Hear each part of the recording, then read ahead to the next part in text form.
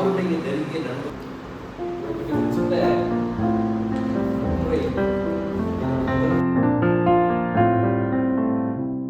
எவ்வளவு அவசியம். ஆனா நம்ம என்ன பண்ணிட்டு இருக்கிறோம்னா அதை இடிச்சு பண்ணிட்டே இருக்கோம். அது சரியா தப்பான்றது ரெண்டாவது விஷயம். ஆனா அது தேவைகள் என்ற முடிவுக்கு வரணும். அது யாரு வாருது? தனிமனிதனால பண்ண முடியுமா? இல்லை, இது அரசாங்கத்துடைய கொள்கை முடிவு. அப்ப அந்த அரசாங்கங்கள் அரசியல் செய்யறதுனால ஒரு அரசாங்கம் அரசியல் கட்சியாக இருக்கலாம், ஆனால் ஆட்சிக்கு வந்துச்சுன்னா அது நிர்வாகத்தை தான் பார்க்கணும். ஆனா இங்க அப்படி இல்லை. நம்ம நாட்டுல அது அரசியல் கட்சியாகவே தான் இருக்கும் கடைசி வரைக்கும். சரி, அவர் இந்த மலைன்னு சொல்லும்போது மேற்கு தொடர்ச்சி மலை, மேற்கு தொடர்ச்சி மலைன்னா சாதாரண ஒரு மலை அப்படி இல்லை.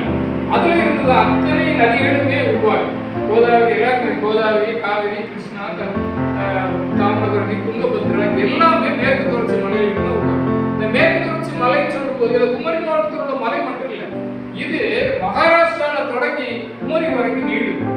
ஸோ அது பார்க்கும்போது சில இடத்துல மலை மாதிரியே இருக்காது, மண்மேடு மாதிரி தான் இருக்கும். ஆனா இது வந்து ஒரு பெரிய தொடர்ச்சி. இந்த தொடர்ச்சி இல்லை அப்படின்னா இந்த இந்திய துணைக்கண்டம் மனுஷனுக்கு வாழ்றதுக்கான இடமா இருக்கு.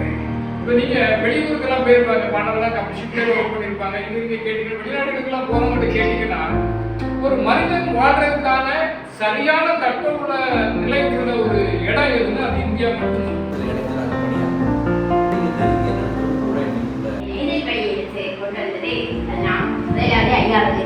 நன்றியை தெரிவிக்கிறோம்.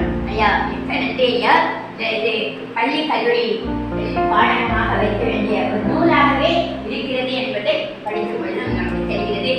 இதை சொல்கிறார், அந்த தெரிவிக்கப்பட்ட எண்ணத்தை இவர் கருதினார் என்றால் நான் ராஜின் ஐயா என்றுதான் அதனோடு பொருத்தி பார்த்துக் கொண்டே வருகிறேன். தாங்கள் சொன்னது போலவே இதோ வித்து முளை செடி சத்து மரமாய் கபடு விடுத்து கோடு விடுத்து வானர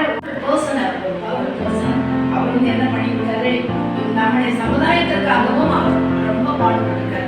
சமுதாய வளர்ச்சி மட்டும் இல்லாம மாணவர்களுக்கு மேற்கொண்டு என்ன